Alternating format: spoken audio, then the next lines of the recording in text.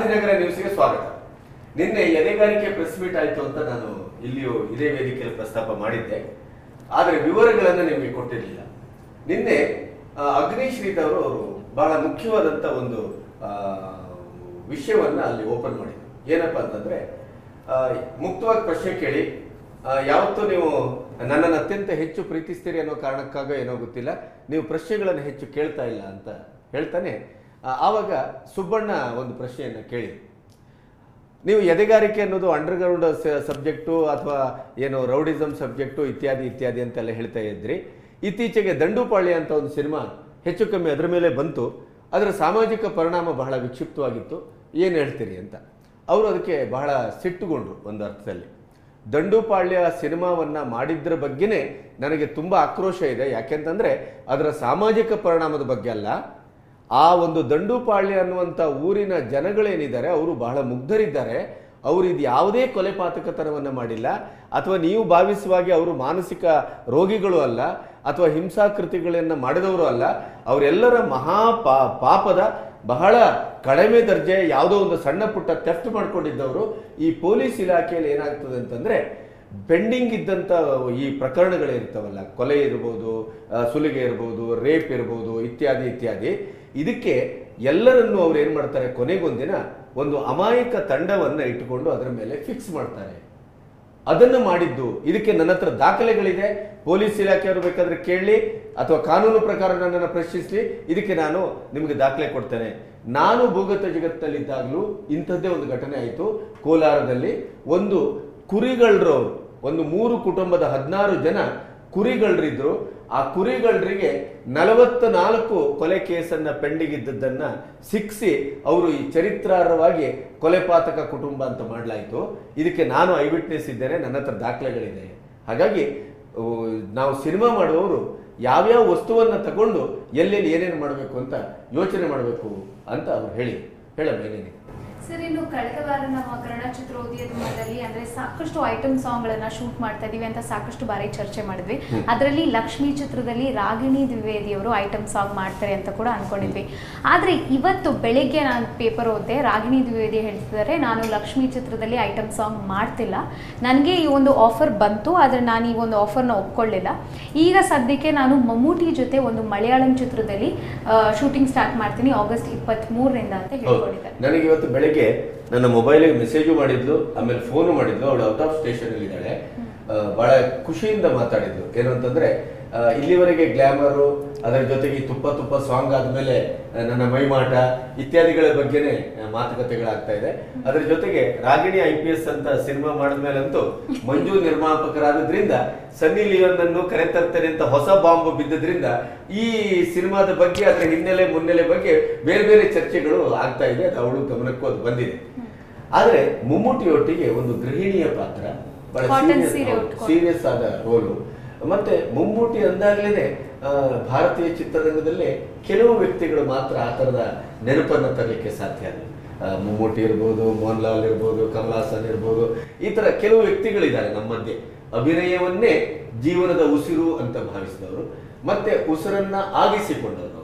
ಹಾಗಾಗಿ ರಾಗಿಣಿಗೆ ಕಂದಹಾರ್ನಲ್ಲಿ ಅಮಿತಾಬ್ ಬಚ್ಚನ್ ಅಂತವರೊಟ್ಟಿಗೆ ಮತ್ತೆ ಮಲಯಾಳಂ ಚಿತ್ರರಂಗದಲ್ಲಿ ಒಂದು ಒಳ್ಳೆಯ ಬ್ರೇಕ್ ಥ್ರೂ ಆಗುವಂತ ಅವಕಾಶ ಸಿಕ್ಕಿದಾಗಲೂ ಕೂಡ ಅಲ್ಲೆಲ್ಲೋ ಒಂದು ಕಡೆ ಕಮರ್ಷಿಯಲ್ ಆದಂತ ಗೆಲುವು ಅಷ್ಟಾಗಿ ಸಿಕ್ಕಿರಲಿಲ್ಲ. ಅವಳಿಗೆ ಇದು ತುಂಬಾ ಮಹತ್ವದ ಅವಕಾಶ ಅಂತ ಭಾವಿಸಿದ್ದಾಳೆ. ಕನ್ನಡದಲ್ಲೂ ಕೂಡ ರಾಗಿಣಿ ತುಂಬಾ ಸತ್ವಪೂರ್ಣವಾಗಿ ಬೆಳೀತಾ ಇದ್ದಾಳೆ. ಅವಳು ಈ ಹೊತ್ತಿನಲ್ಲಿ ತಾನು ಗ್ಲಾಮರ್ಗೋಸ್ಕರ, ಆ ಡಾನ್ಸ್ಗೋಸ್ಕರ, ನಾನು ದುಡ್ಡುಗೋಸ್ಕರ ಯಾವ ಸಿನಿಮಾದಲ್ಲೂ ಮತ್ತೆ ತುಪ್ಪ ಸಾಂಗ್ ಮಾಡ್ತಾಳೇನೋ ಅನ್ನುವ ಭ್ರಮೆ ನಮಗೆಲ್ಲರಿಗೂ ಇತ್ತು. ಅದಕ್ಕೆ ಅವಳು ಒಂದು ಒಳ್ಳೆಯ ಚಂದ ರೀತಿಯಿಂದ ಅದಕ್ಕೆ ಸಮಾಪ್ತಿಯನ್ನ ಹಾಡಿದಾಳೆ. ಬಹುಶಃ ಪಾತ್ರಗಳ ಮೂಲಕ ಬೆಳಬೇಕು ಅಂತ ಅವಳಿಗೆ ಆಸೆ ಹುಟ್ಟಿದೆ ಅಂತ ಅನಿಸ್ತದೆ. ರಾಗಿಣಿ ತುಂಬಾ ಒಳ್ಳೆಯ ಮಾತಿದು. ಇದಕ್ಕೆ ನೀವು ಹೆಚ್ಚು ಸ್ಟಿಕ್ ಆನ್ ಆಗಬೇಕು ಅಂತ ನನ್ನ ಆಶಯ ಕೂಡ. Wish all the best. ಹೇಳಪ್ಪ. ದಂಡುಪಾಳ್ಯದ ಬಗ್ಗೆ ನೀವು ಹೇಳಿದ್ರಿ. ಈಗ ಮತ್ತೊಂದು ಆಘಾತಕಾರಿ ವಿಷಯ ಅಂತ ಹೇಳಿದ್ರೆ, ದಂಡುಪಾಳ್ಯ ಭಾಗ 2 ಬರ್ತಾ ಇದೆ. ಮಹೇಶ್ ರಾವ್ ನಿರ್ದೇಶನ ಮಾಡ್ತಾ ಇದ್ರೆ, ಯೋಗೀಶ್ ಹುಣಸೂರ್ ಅದಕ್ಕೆ ನಿರ್ಮಾಣ ಮಾಡ್ತೀನಿ ಅಂತ ಹೇಳಿದ್ರೆ, ಹಾಗೆ ನಮ್ಮ MS ರಮೇಶ್ ಅವರು ಸಂಭಾಷಣೆ ಬರ್ತೀನಿ ಅಂತ ಹೇಳ್ತಾ ಇದ್ದಾರೆ. ಇದೆಲ್ಲ ಇಲ್ಲ, ಇದು ನಿನ್ನೆ ಅಗ್ನಿ ಶ್ರೀಧರ್ ಅವರು ಬಹಳ ಬಹಳ ಬಹಳ ಕಟುವಾಗಿ, ಬಹಳ ತೀವ್ರವಾಗಿ ಮತ್ತೆ ಅವರು ಹೇಳಿದ್ರು, ನೀವು ಅಂತ ಧೈರ್ಯ ಯಾರಾದರೂ ಇದ್ದರೆ ನನಗೆ ಕಾನೂನು ಪ್ರಕಾರ ಮತ್ತು ನನ್ನನ್ನು ಪ್ರಶ್ನಿಸಬೇಕಾದ ರೀತಿಯಲ್ಲಿ ಪ್ರಶ್ನಿಸಿ, ನಾನು ಆಹ್ವಾನ ಕೊಡ್ತಾ ಇದ್ದೇನೆ. ದಂಡುಪಾಳ್ಯದವರು ನಿಜಕ್ಕೂ ಸಿನಿಮಾದಲ್ಲಿ ಮತ್ತು ನಿಮ್ಮ ಕಾನೂನು ಪ್ರಕಾರ FIR ಮಾಡಿ ನೀವು ಏನು ಅವ್ರ ಮೇಲೆ ಆಕ್ಷನ್ ತಗೊಂಡು ಇವತ್ತು ಅವರಿಗೆ ಶಿಕ್ಷೆ ಕೊಟ್ಟಿದ್ದೀರಿ ಅದು ಅಲ್ಲ. ಅಂದ್ರೆ ಅವ್ರು ಎರಡು ರೀತಿಯಲ್ಲಿ ಬಹಳ ಗಂಭೀರವಾಗಿ ಆರೋಪ ಮಾಡ್ತಾ ಇದ್ದಾರೆ. ಒಂದು ಪೊಲೀಸ್ ಇಲಾಖೆಯ ವೈಫಲ್ಯ ಮತ್ತು ಅದರ ಇನ್ನಿತರ ಕಾರಬಾರಗಳ ಮೇಲೆ ಅವರು ಬೆಳಕು ಚೆಲ್ತಾ ಇದ್ದಾರೆ. ಅದನ್ನ ಆಧರಿಸಿ ನ್ಯಾಯಾಂಗ ಕೊಟ್ಟ ತೀರ್ಪನ್ನು ಕೂಡ ಪರೋಕ್ಷವಾಗಿ ಅಗ್ನಿ ಶ್ರೀಧರ್ ಅವರು ನಿನ್ನೆ ಪ್ರಶ್ನಿಸಿದ್ದಾರೆ. ಹಾಗಾಗಿ ದಂಡುಪಾಳ್ಯ ಭಾಗ 2 ಬರುವುದರ ಮೇಲೆ ಅವರ ಮಾತು ಮತ್ತು ಆ ಮಾತಿನ ಹಿಂದೆ ಹುಟ್ಟಬಹುದಾದಂಥ ಚರ್ಚೆ ಚಿಂತನೆ ಬಹಳ ಗಂಭೀರವಾಗಿ ಆಗಬೇಕು. ಅದು ಆಗುವ ಮೂಲಕ ಒಮ್ಮೆ ಅವರು ಅಮಾಯಕರೇ ಆಗಿದ್ರೆ ಆ ಅಮಾಯಕರಿಗೆ ಮತ್ತೆ ಪುನರ್ನ್ಯಾಯ ಒದಗಿಸುವಂತ ಒಂದು ಕೆಲಸ ಆಗಬೇಕು. ಅದರ ಜೊತೆಗೆ ದಂಡುಪಾಳ್ಯ ಅಂತ ಏನೋ ಒಂದು ಏರಿಯಾ ಇದೆ, ಆ ಏರಿಯಾಕ್ಕೆ ಇವತ್ತು ನೀವು ನಮ್ಮ ವಿಜಯನ ಸಿನಿಮಾ ಬಂದ ಹಾಗಲೇನೆ ಆ ಊರಿನವರು ಕೂಡ ಅದನ್ನು ಪ್ರಶ್ನಿಸಿದ್ರು. ಇಲ್ಲೂ ಕೂಡ ಅವರು ಪ್ರಶ್ನಿಸಿ ದಂಡುಪಾಳ್ಯಕ್ಕೆ ಗಾಂಧಿನಗರ ಅಂತ ಹೆಸರು ಕೂಡ ಬದಲಾಯಿಸಿದ್ದಾರೆ. ಹಾಗಾಗಿ ಈ ಮಾತು ನಮ್ಮ ಅಗ್ನಿ ಶ್ರೀಧರ್ ಅವರ ನಿನ್ನೆಯ ಮಾತು ಹೆಚ್ಚು ವಿವರವಾಗಿ ಚರ್ಚೆಗೊಳಗಾಗಬೇಕು. ಅದರ ಜೊತೆಗೆ ಎದೆಗಾರಿಕೆ ಪ್ರೆಸ್ ಮೀಟ್ನ ಒಂದು ಝಲಕ್ ಕೂಡ ನೀವು ಇದೇ ಹೊತ್ತಿನಲ್ಲಿ ನೋಡಿದ್ರೆ ಅಗ್ನಿ ಶ್ರೀಧರ್ ಅವರ ಮಾತಿನ ಹಿಂದಿರುವಂತ ಒಂದು ಪ್ರಾಮಾಣಿಕತೆ ಕೂಡ ನಿಮ್ಗೆ ಅರ್ಥ ಆಗುತ್ತೆ. ಹಾಗಾಗಿ ನಮ್ಮ ತಂಡ ನಿನ್ನೆ ವಿಜುವಲಿ ಶೂಟ್ ಮಾಡಿದಂತ ಎದೆಗಾರಿಕೆ ಪ್ರೆಸ್ ಮೀಟಿನ ಒಂದು ಝಲಕ್ ಅನ್ನ ನಿಮಗಾಗಿ ಈಗ ತೋರಿಸುವ ಮೂಲಕ ಮತ್ತೆ ನಾವು ಗಾಂಧಿನಗರ ನ್ಯೂಸ್ಗೆ ಮರಳುತ್ತೇವೆ. ಈಗ ನಿಮಗೆ ಎದೆಗಾರಿಕೆಯ ಒಂದು ಝಲಕ್.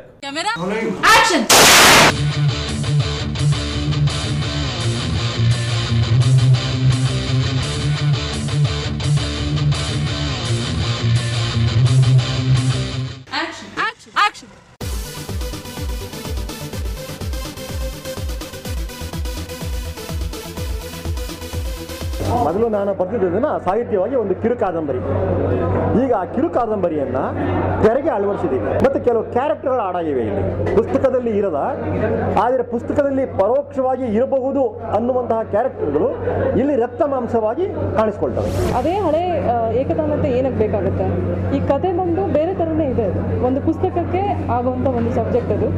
ಸೊ ಹಾಗಿದ್ದಾಗ ಇದನ್ನು ಬದಲಾಯಿಸ್ಕೊಂಡು ಬೇರೆ ಥರನೇ ಯಾಕೆ ನಿರೂಪಣೆ ಮಾಡಬಾರ್ದು ಅಂತೇಳಿ ಇದರಲ್ಲಿ ಬೇರೆದೇ ಒಂದು ವಿಭಿನ್ನ ನಿರೂಪಣೆನ ಕೊಟ್ಟಿದ್ದಾರೆ. ಕತೆ ಕೇಳಬೇಕಾದ್ರೆ ನನಗೆ ಎಲ್ಲೋ ಒಂದು ಕಡೆ ಒಳಗಿಂದ ಚಾಲೆಂಜ್ ಅನಿಸ್ತು. ಯಾಕೆಂದರೆ ಅವರು ಹೇಳ್ಬೇಕಾದ್ರೆ ಎಷ್ಟು ಕನ್ವಿಕ್ಷನಲ್ಲಿ ಹೇಳ್ತಾ ಇದ್ರು ಅಂದರೆ ರಿಯಲ್ ಲೈಫಲ್ಲಿ ಇನ್ಸಿಡೆಂಟ್ ನಡೆದಾಗ ಅವ್ರ ಜೊತೆ ಆ ಕ್ಯಾರೆಕ್ಟರ್ ಸೋನಾ ಅನ್ನೋ ಕ್ಯಾರೆಕ್ಟರ್ ಜೊತೆ ಶ್ರೀಧರ್ ಸರ್ ಇದ್ದರು. ಸೊ ಆ ಒಂದು ಕ್ಯಾರೆಕ್ಟರ್ನ ಒಂದು ಎದೆಗಾರಿಕೆ ಅಂದರೆ ಗಟ್ಸು ಎಂಥದ್ದು, ಅವನು ಹೇಗಿದ್ದ,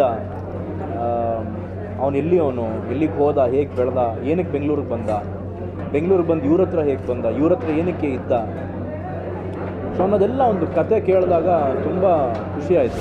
ಪಾತ್ರ ಬಂದು ಆಲ್ಮೋಸ್ಟ್ ಕರ್ನಾಟಕಕ್ಕೆ ಒಬ್ಬ ಡಾನ್. ಅವನು ಎಂತೆಂಥ ಪರಿಸ್ಥಿತಿ ಬರುತ್ತೆ ಅದನ್ನೆಲ್ಲ ಅಳವಡಿಸ್ಕೊಳ್ಳೋಕ್ಕೆ ಒಂದು ರಿಯಾಲಿಸ್ಟಿಕ್ ಕ್ಯಾರೆಕ್ಟರ್ ಇದು. ಅವ್ರು ನನಗೆ ಆಲ್ಮೋಸ್ಟ್ ಆಲ್ ಹೋಮ್ ವರ್ಕ್ ಹೇಳಿದ್ರು ನನಗೆ ಹಿಂಗೆ ಇರುತ್ತೆ ಅಂತ ಹಿನ್ನೆಲೆಗಳು. ಅದನ್ನು ತಿಳ್ಕೊಂಡು ಹೋಮ್ ವರ್ಕ್ ಮಾಡಿದ್ರಿಂದ ನಂಗೆ ಭಾಳ ಈಸಿ ಆಯಿತು ವರ್ಕ್ ಮಾಡೋದಕ್ಕೆ.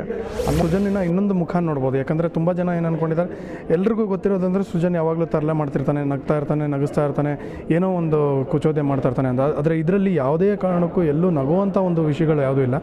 ತುಂಬ ಸಟ್ಲಾಗಿ ತುಂಬ ಗಂಭೀರವಾದಂಥ ಒಂದು ಕಥೆಯಾಗಿರೋದ್ರಿಂದ ಒಂದು ಹೊಸ ಮುಖ ನೋಡೋದಕ್ಕೆ ಎಲ್ರಿಗೂ ಒಂದು ಅವಕಾಶ ಅಂತ ನಂಗೆ ಅನ್ಸುತ್ತೆ. ಅಗ್ನಿ ಶ್ರೀಧರ್ ಹೇಳಿದ್ದೆ ಸತ್ಯ ಅಂತ ಆದ್ರೆ ಆ ಒಂದು ಫೋಕಸ್ ಮಾಡ್ಲಿ, ಅದ್ರ ಮೇಲೆ ಕತೆ ಮಾಡ್ಲಿ, ನಮ್ಮ ವ್ಯವಸ್ಥೆಯ ವಿರುದ್ಧವಾಗಿ ಒಂದು ಕತೆ ಮಾಡ್ಲಿ. ಪೊಲೀಸು ಇಲಾಖೆ ಎಷ್ಟರ ಮಟ್ಟಿಗೆ ಮುಗ್ಧ ಮನುಷ್ಯನ